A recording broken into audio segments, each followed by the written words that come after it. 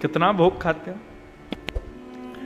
तो हमारे वृंदावन बिहारी लाल जो हैं उनको इत्र की सेवा बड़ी प्रिय है, आज भी इत्र खूब लगाते हैं। तो लाहौर में एक वैष्णव को पता चला कि वृंदावन में ठाकुर जी का मंगल स्वरूप प्रकट हुआ है। कुंज बिहारी उस इत्र का व्यापारी था, तो उसने खस का, महंगा वाला खस का इत्र मंगाया, और थोड़ा बहुत नहीं खूब सारा मंगाया, और उस खूब सारे इत्र को सोने के पात्र में सुंदर सजा के उस वैष्णव ने कहा कि वृंदावन में इतने सुंदर ठाकुर प्रकट हुए, मैं पैदल चल करके इत्र की सेवा लेकर के जाऊंगा वृंदावन तक, और वृंदावन में जाकर के इत्र प्रदान करूंगा। अब देखो यही बात, वैष्णव पहले से सोच करके ना जावे, वो वैष्णव कैसा? प्रेम तो किसे कहेंगे कि सामने हमारा प्रेमी हो और प्रेमी को देखते ही जो भाव प्रकट हो जाए वो भाव हम प्रस्तुत करें। पहले से सोच के क्या जाना? प्रेम में पूर्व नियोजित कार्य नहीं होते, प्रेम में तो तत्क्षण जो व्यवस्था बन जाए वो कार्य स्वीकार किया जाता है, और उसी में ही आनंद होता है। हमारे अभिषेक जी ने पहले सोचा था देव दिवाली पे कथा होगी, लेकिन नहीं हुई। ठाकुर जी बोले मेरी इच्छा के सामने नहीं चलेगी तेरी, ये तो मैं अपनी इच्छा से ही करूंगा।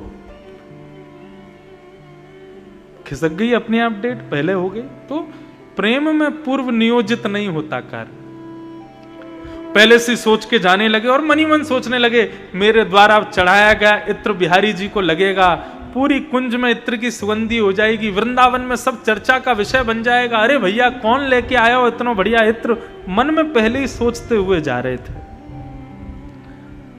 इत्र की ऐसी सुगंधी कि जिस नगर से वो निकलते उस नगर के लोग इत्र की सुगंधी सुनते, भैया कहां से आ रही है? बोले एक वैष्णव वृंदावन जा रहा है, लाहौर से इत्र लेकर के आया है। तो कई लोग तो उनके संग ही चल देते, चलो हम भी चलेंगे, हम भी कुंज बिहारी का दर्शन करेंगे। जब तक वृंदावन आया तब तक तो इतनी भीड़ हो चुकी थी उनके साथ में। वृंदावन जब पहुंचे तब दोपहर का समय था, बिहारी जी के कपाट बंद थे। हमारे वृंदावन का भाव ऐसा है कि दोपहर में ठाकुर जी शयन नहीं करते। लोग सोचते हैं कि राजभोग होने के बाद में, दोपहर के प्रसादी के बाद मंदिर बंद हो जाते हैं 1 बजे, फिर खुलते हैं शाम को 5 बजे।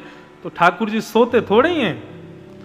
ठाकुर जी राजभोग पाने के बाद में फिर गैया चराने जाते हैं, और जितनी देर गैया चराते हैं उतनी देर ठाकुर जी दर्शन नहीं देते, इसलिए दोपहर में मंदिर बंद रहते हैं। और फिर कब खुलते हैं? शाम, जब सूर्य अस्त होने को लगता है। अब क्या भाव आता है? अब ठाकुर जी वापस आ गए गैया चरा के, तब दर्शन होते हैं।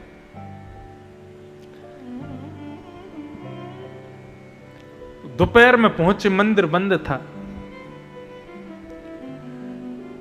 वैष्णवों ने कहा कि भैया इत्र लाए हो बिहारी जी के लिए? बोले हाँ भैया इत्र लाए हैं, बिहारी जी का मंदिर तो बंद है, अब क्या करें? बोले कोई बात नहीं, अभी 1-2 घंटे में बिहारी जी का मंदिर खुल जाएगा, तब तक तुम एक काम करो, यमुना के तट पर स्वामी श्री हरिदास जी महाराज बैठे हैं, थोड़ी देर उनके पास बैठ करके उनका दर्शन कर लो। स्वामी श्री हरिदास जी जिन्होंने बिहारी जी को प्रकट किया। आप लोग कथाओं में आएंगे तो एक चीज का ध्यान रखना, यहां पर ब्रज के कई ऐसे संतों का, ऐसे भक्तों के नाम बताए जाएंगे, शायद सुने ना हो, लेकिन सुनकर के उनको अपने हृदय में स्थान दीजिएगा, क्योंकि भक्त जब हृदय में बैठेंगे तब हमको उनके योग्य बनाएंगे। तो स्वामी श्री हरिदास जी महाराज यमुना के तट पे बैठे, थोड़ी देर उनके पास बैठ लो जाके। ठीक, जैसे ही गए, स्वामी श्री हरिदास जी मानसी सेवा में बैठे थे। सेवा के अनेक रूप होते हैं, हम लोग जो करते हैं वो सेवा कैसी? एक तो होती है पूजा और एक होती है सेवा। पूजा कौन सी होती है? पूजा जो अधिकतर संसार के लोग करते हैं, चाहे सर्दी हो चाहे गर्मी, शंकर जी पे गरम जल चढ़ा रहे हैं, ठंडा जल चढ़ा रहे हैं, उनको सर्दी ना लग जाए, कोई बात नहीं, जैसा है चढ़ा देंगे। हाथों की अंगूठियां भी नहीं उतारेंगे, उसी से रगड़ा मार देंगे, शंकर जी की आंख नाक एक हो जाती हैं। त्रिपुंड लगा देंगे, चरणों में प्रणाम कर देंगे, जय हो भोले बाबा, ब्रुम ब्रुम ब्रुम करेंगे। ये पूजा है, ये सेवा नहीं है। सेवा में तो अपने स्वामी के सुख का विचार किया जाता है। सेवा भी अनेक प्रकार की हम लोग करते हैं अपने ठाकुर जी को। कई लोग सुबह भोग लगाते हैं, रात में लगाते ही नहीं है। कई लोग केवल रात्रि का सेवा करते हैं, सुबह कोई सेवा नहीं करते। कई लोग पूरे दिन सेवा करते हैं। कई लोग केवल सुबह सुबह चना बादाम आदि रख देते हैं, पूरे दिन ठाकुर जी चना चनोरी खाओ बस। कई घरों में ऐसी सेवा होती है। कई घरों में ठाकुर जी बड़े सुंदर सुंदर मंदिरों में बैठे हैं, लेकिन कई घरों में जाओ तो कहाँ बैठे हैं? जिन अलमारियों में कपड़े रखे वहीं ऊपर वाली अलमारी पे ठाकुर जी भी बैठे हैं। ये सब रूप हैं। लेकिन हमारे वृंदावन के रसिकाचार्य ये ठाकुर जी एक अलग सेवा करते हैं, और वो सेवा है मानसी सेवा। मानसी सेवा कैसी होती है? नेत्र बंद हो जाते हैं, एक आसन पर बैठे हैं, स्थान की विस्मृति हो जाती है, मैं कहां बैठा हूं, मेरे पास कौन बैठा है, मेरे सामने क्या है, पीछे क्या है, सब भूल जाते हैं। नेत्र बंद करके अपने हृदय में एक अलग कुंज निर्माण की जाती है, और उस कुंज में प्रिया प्रियतम का मंगल स्वरूप प्रकट करके हम उनके सहचर भाव से, उनके दास्य भाव से उस कुंज में प्रवेश कर जाते हैं। वो मानसी सेवा है। वृंदावन के अनेक रसिकाचार्य मानसी सेवा में रहते हैं। नेत्र बंद करके ठाकुर जी को कुंज में ही लाड़ लड़ाते हैं। श्रीमद् वल्लभाचार्य जी महाराज कहते हैं कि अपने घर के ठाकुर जी की प्रत्यक्ष सेवा करोगे, ठाकुर जी स्वीकार करेंगे नहीं करेंगे कोई जरूरी नहीं है, लेकिन अपने हृदय से मानसी सेवा करोगे तो ठाकुर जी जरूर स्वीकार करेंगे। वल्लभाचार्य जी पास एक भक्त गया, उसने जाकर के कहा कि महाराज मैं इतना धनवान नहीं हूं कि ठाकुर जी का रोज भोग लगा सकूं, रोज श्रृंगार कर सकूं, रोज उत्सव कर सकूं, मैं क्या करूं, मैं कैसे सेवा करूं? श्रीमद् वल्लभाचार्य कहने लगे, बोले तुम मानसी सेवा करो। बोले मानसी सेवा कैसी होती है? बोले नेत्र बंद करके मन में विचार करो कि ठाकुर जी मेरे सामने बैठे हैं, मैं ठाकुर जी का श्रृंगार कर रहा हूं, ठाकुर जी को स्नान करा रहा हूं, ठाकुर जी का भोग लगा रहा हूं, इस भाव से करो। उसने वही किया, जाकर के बैठ गया और बैठ करके मन में विचार करने लगा। एक सामने चौकी है, चौकी पर ठाकुर जी बैठे हैं, अब चलो मैं इनका स्नान करा रहा हूं। अरे थोड़ा सा गर्म लेके आया हूं, ठाकुर जी को थोड़े से गर्म जल से, उष्ण जल से स्नान करा रहा हूं। अब बढ़िया सुंदर एक वस्त्र से ठाकुर जी के अंग को पोंछ रहा हूं, अब ठाकुर जी के अंग में इत्र लगा रहा हूं, अब ठाकुर जी का सुंदर श्रृंगार कर रहा हूं, वस्त्र पहना रहा हूं। ये सब मन में सोच रहा है, कर नहीं रहा। अरे मेरे ठाकुर जी कितने सुंदर लग रहे हैं, आहा, नजर उतार रहा है। अरे ठाकुर जी को भूख लगी होगी, दूध लेकर के आया, ठाकुर जी को दूध का भोग लगाऊंगा। अरे सादा दूध है, इसमें थोड़ी मिश्री तो डालूं, 1 चम्मच मिश्री डाल दी, 2 चम्मच मिश्री डाल दी, 3 चम्मच मिश्री, अरे मिश्री तो बहुत ज्यादा हो गई। जैसे ही मिश्री निकालने लगा, इतने में ही ठाकुर जी ने उसका हाथ पकड़ लिया। जैसे ही उसका हाथ पकड़ा, उसने नेत्र खोल करके देखा तो सामने प्रत्यक्ष ठाकुर जी खड़े थे उसका हाथ पकड़ करके। उसने कहा भगवान आप? बोले मैं इसलिए प्रकट हुआ कि भाई ये बता, तेरी सच की मिश्री लग रही है जो तू उसको निकाल रहा है? तू मन से सोच ही तो रहा था 1 चम्मच 2 चम्मच 3, उसमें भी कंजूसी कर रहा है। श्रीमद् वल्लभाचार्य कहते हैं कि आपकी प्रत्यक्ष सेवा ठाकुर जी भले ही स्वीकार ना करें, लेकिन मानसी सेवा निश्चित लेते हैं। यदि महाशिवरात्रि का पर्व हो, देव दिवाली का पर्व हो, विश्वनाथ के दर्शन ना हो पाए ना, तो गंगा के तट पर बैठ करके जब जब आप विश्वनाथ के सन्मुख गए हो, उन स्मृतियों को नेत्र बंद करके स्मरण कर लेना और श्री गंगा जल का मानसी अभिषेक कर देना। आपको सत्य बताएं, भीतर मंदिर में गए हुए लोगों के अभिषेक को उन्होंने भले स्वीकार ना किया हो, आप बाहर बैठ करके मन से करोगे, उसको स्वीकार करेंगे। ये है मानसी सेवा, मन की सेवा। और हमारे वृंदावन के रसिकाचार्य इसी सेवा में रहते हैं। इस सेवा में रहना बहुत मुश्किल है। क्यों? क्योंकि हम लोग लैला मजनू का सिनेमा देखने वाले, उल्टे सीधे सीरियल देखने वाले, उल्टे सीधे फोन में कार्यक्रम देखने वाले, हम नेत्र बंद करेंगे तो काशी विश्वनाथ नहीं दिखेंगे। करके देख लेना, आंख बंद करके 10 मिनट के लिए भी बैठोगे तो फिर नाचने गाने वाली हीरो हीरोइन ही दिखेंगे, आपको मन को विचलित करने वाली अप्सराएं दिखेंगी, उल्टे सीधे खाने के पदार्थ दिखाई देंगे, ठाकुर जी नहीं दिखेंगे। मानसी सुनने में जितनी सरल है, करने में उतनी कठिन है। तो वो इत्र लेकर के आया और आकर के यमुना के तट पर बैठा तो श्री स्वामी हरदास जी महाराज मानसी सेवा में बैठे थे। उसने जाकर के इत्र स्वामी श्री हरदास जी के सन्मुख रख दिया और ऊपर से ढक्कन और खोल दिया, और वो बिना ढक्कन खोले उसमें से इतनी महक आ रही थी। जैसे ही ढक्कन खोला तो महाराज पूरा वातावरण उस इत्र की सुगंध से सुगंधित हो गया। जितने लोग वहां बैठे थे सब आहा वाह वाह वाह वाह ऐसे आनंद करने लगे।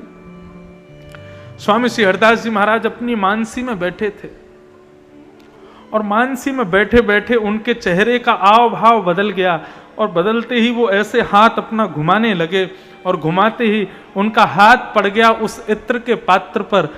इत्र के पात्र को तुरंत उठाया और उठा करके यमुना जी में फेंक दिया।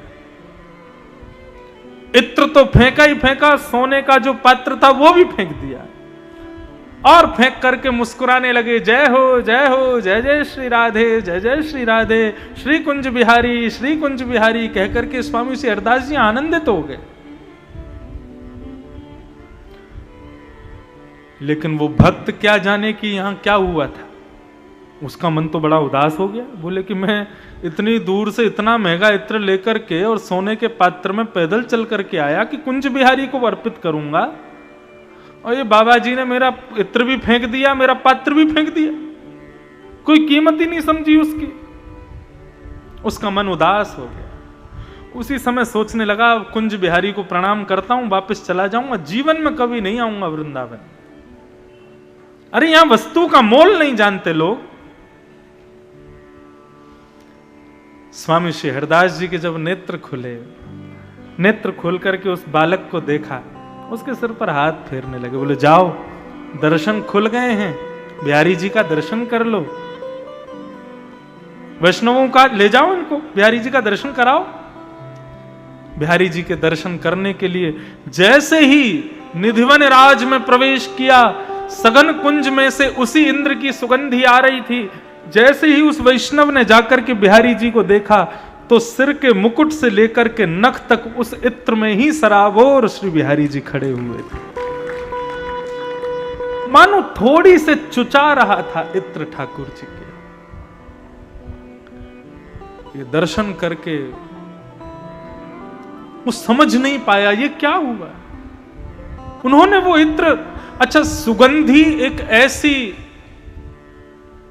ठाकुर जी की रचना है, एक बार आपने कोई सुगंधी ले ली तो आपको कोई कहे कि आप कहीं गए और आपने कहा मुझे वो इत्र चाहिए, कोई कितना भी ले आवे, लेकिन जब तक वो सुगंधी नहीं मिल जाएगी आपकी नासिका को संतुष्ट नहीं होगा, संतोष नहीं होगा।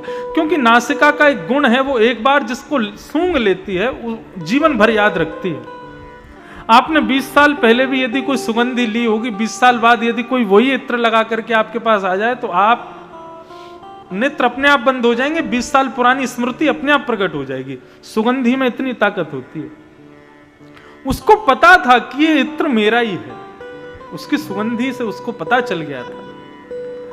तो बिहारी जी को प्रणाम किया, वो तो हैरान हो गया, दौड़ करके गया और स्वामी श्री हरदास जी के चरणों में गिर गया और कहने लगा, भगवान आपने मेरा इत्र का पात्र यमुना जी में प्रदान किया, यहां फेंक दिया था, तो वो फिर बिहारी जी को कैसे प्राप्त हुआ, मैं समझ नहीं पा रहा हूं, मुझे बताइए।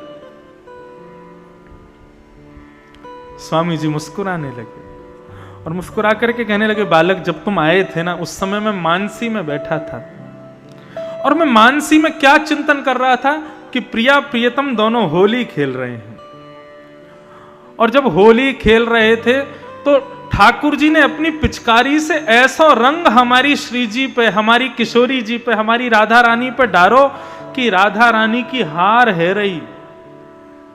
राधा रानी ने तभी सखियन से इशारों किया, बोले कछु ऐसो चटक रंग लेके आओ कि कन्हैया पे डाल दूं, या कि पोशाक, या को मुकुट, या के पामन की जूती सब ऐसी रंग जाए कि खूब धोवे के बाद भी नहीं छूटे, तब हमारी जीत होगी।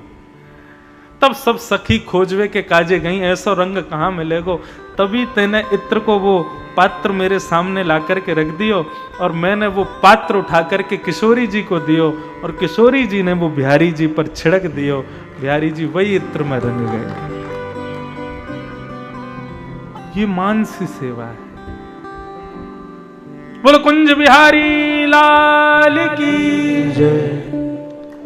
ये मानसी भाव है। कहने का अभिप्राय केवल इतना था बंधुओं। फिर वो जो व्यक्ति थे लाहौर के, वो जीवन भर कभी लाहौर गए ही नहीं लौट के, वो फिर वृंदावन में ही हो गए, वृंदावन के ही रह गए। और जब तक रहे तब तक श्री स्वामी हरदास जी के कृपा पात्र बन करके रहे, बिहारी जी के चरणाश्रित बन करके रहे। तो कहने का भाव ये था बंधुओं कि जब वैष्णवों से मिलो, जब संतों का दर्शन करो, जब गुरुजनों का दर्शन करो, तो पूर्व विचार करके मत जाना कि मुझे वहां जाके माला पहनानी है, वहां जाके प्रणाम करना, उनसे ये पूछना नहीं। वैष्णवों के तो सन्मुख जाके जो भाव प्रकट हो जाए वही प्रस्तुत करो।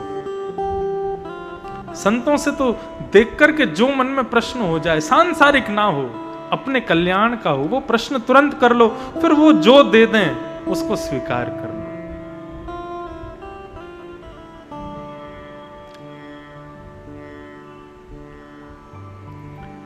सूरदास जी कहते हैं, गुरु के वचन अटल कर मानो, साधु समागम कीजे, मन रे कृष्ण नाम कह लीजे। गुरु के वचन अटल कर मानो। गुरु जो कह दे उसको मान। गुरु कह दे कि चले जाओ यहां से प्रयागराज, तो ये मत पूछो प्रयाग में जाके करना क्या है, तुरंत जाओ। गुरु की आज्ञा है, वैष्णवों की आज्ञा है, ब्राह्मणों की आज्ञा है, उसको तुरंत मानो।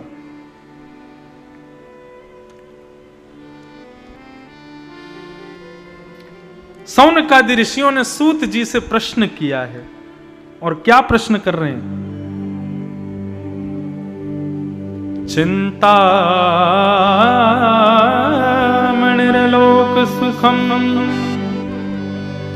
सुरद्रुः स्वर्ग संपदम, प्रयच्छति गुरुः प्रीतो वैकुंठम योगी दुर्लभम। कि श्रेयसां यद्भवेत् श्रेय, पावनानां च पावनम्, कृष्ण प्राप्ति करं सस्व साधनं तद्वदाधुना। महाराज, हम आपसे पूछना चाहते हैं कि इस घनघोर कलिकाल में कृष्ण प्राप्ति का साधन क्या है? इस कलिकाल में, इस घनघोर कलिकाल में, जहां मानव पर जीने के लिए भी समय नहीं है, श्वास लेने का भी समय नहीं है, इस कलयुग में भगवत प्राप्ति कैसे हो, श्री कृष्ण प्राप्ति कैसे हो? श्रेष्ठ से श्रेष्ठ, पवित्र से पवित्र उपाय बताइए। तब श्री सूत जी महाराज कहते हैं कि काल व्याल मुखग्रास, त्रास निर्णास हेतवे, श्रीमद् भागवतम शास्त्रम कलौ कीरेण भाषितम्। इस कलिकाल में केवल एकमात्र श्रीमद् भागवत शास्त्र ही उपाय है जिससे कृष्ण प्राप्ति अति शीघ्र हो सकती है। बंधुओं, भागवत क्या है? श्रीमद् भागवत श्रृंगार पेटी है। और आप सब नव दुल्हन हो, जितने भी यहां बैठे हैं। और व्यास कौन है? बोले श्रृंगारी है। ये जितनी दुल्हन सामने श्रोता के रूप में बैठी हैं, इन सबका श्रृंगार करने के लिए श्रृंगार पेटी लेकर के एक श्रृंगारी बैठा है और सबका श्रृंगार कर रहा है। श्रृंगारी श्रृंगार तो करेगा, लेकिन श्रृंगार करवाने वाले को चाहिए उस समय सतर्क रहे, सावधान रहे, एक आसन में रहे, ज्यादा हिले डुले ना, अपना श्रृंगार अच्छे से करवावे। जितने प्रोडक्ट्स, जितने श्रृंगार के आइटम वो लगा रहा है, सबको लगवावे। कहने का मतलब जितनी बातें यहां से, जितने सूत्र यहां से, जितने भाव यहां से श्रृंगार के रूप में कहे जा रहे हैं, उन सबको अपने ऊपर लागू करवावे। तब क्या होगा? तुम ऐसी दुल्हन बनोगे कि तुमको स्वीकार करने के लिए साक्षात दुल्हा राजा प्रकट हो जाएंगे। भागवत तो श्रृंगार पेटी है और आप सब अपना श्रृंगार करवाने यहां आए हो। क्यों? ताकि हम में से किसी का वरण वो कर लें, किसी एक को वो चुन लें या सबको चुन लें। वो तो 16,108 ब्याह करने लायक हैं, उनके तो महिमा अनंत है, वो किसी को भी स्वीकार कर सकते हैं।